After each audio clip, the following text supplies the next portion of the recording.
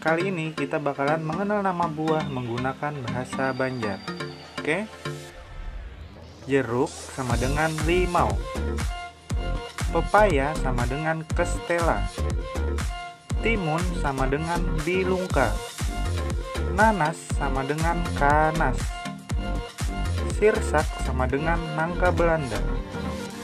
Kelapa sama dengan nyiur. Kecapi sama dengan kutapi. Cempedak sama dengan tiwadak. Jengkol sama dengan jaring. Mengkudu sama dengan bingkudu. Oke, kita ulangi sekali lagi. Oke. Jeruk sama dengan limau.